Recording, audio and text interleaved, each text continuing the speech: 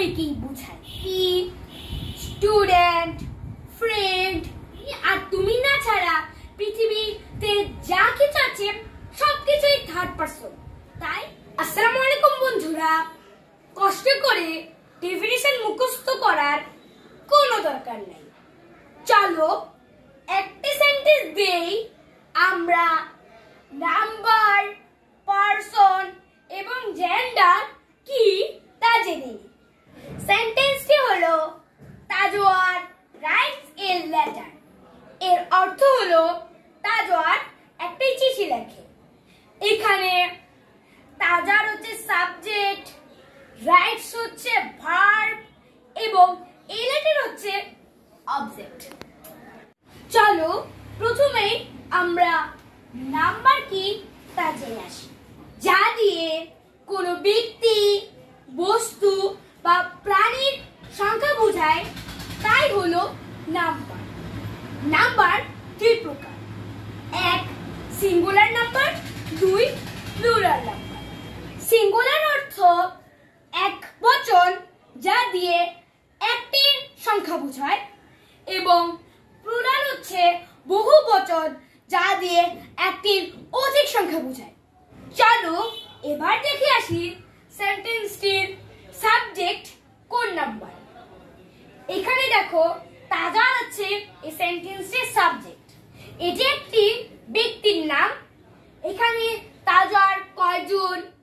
নিশ্চয়ই তা একজনই, তাই এটি হলো সিঙ্গুলার নাম্বার। আর যদি এখানে একজনের বেশি থাকতো তাহলে এই সাবজেক্টটি হতো প্লুরাল নাম্বার। চলো এবার আমরা জেনে আসি পারসন। বাক্যে যে নাউন বা প্রোনাউনকে কেন্দ্র করে ভার্ব তার কাজ সম্পন্ন করে তাই হলো পারসন। এই ভার্বের কাজটি কে সম্পন্ন করেছে? এই লেখার কাজটি কে করেছে?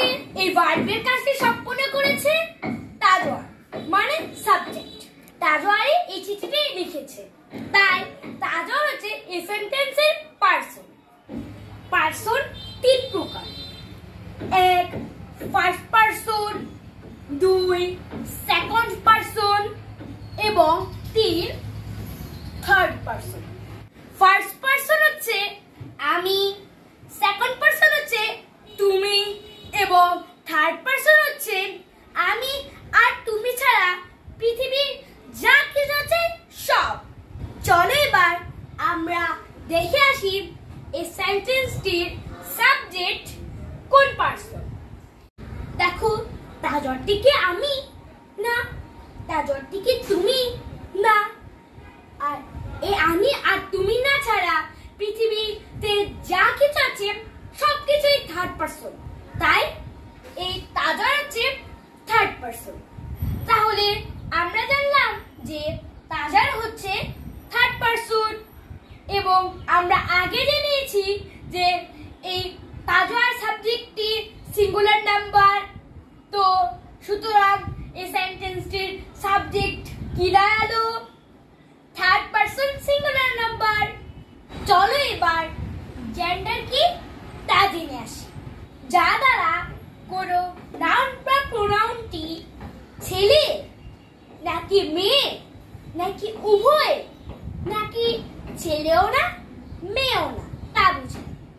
জেন্ডার চার প্রকার, masculine gender, feminine gender, common gender এবং নিউট্রাল জেন্ডার। মেসকুলাইন জেন্ডার দিয়ে ছেলে বোঝায়, যেমন ফাদার, ব্রাদার, বয়, সোহাগ, সবুজ ইত্যাদি। ফেমিনিয়ান জেন্ডার বলতে মেয়ে বোঝায়, যেমন মাদার, সিস্টার, গার্ল, ম্যাডাম ইত্যাদি। কমন জেন্ডার বলতে ছেলে এবং মেয়ে উভয়কেই বোঝায়, যেমন বেবি, স্টুডেন্ট, ফ্রেন্ড ইত্যাদি। নিউট্রাল জেন্ডার বলতে বোঝায় ছেলেও না মেয়েও না, যেমন টেবিল,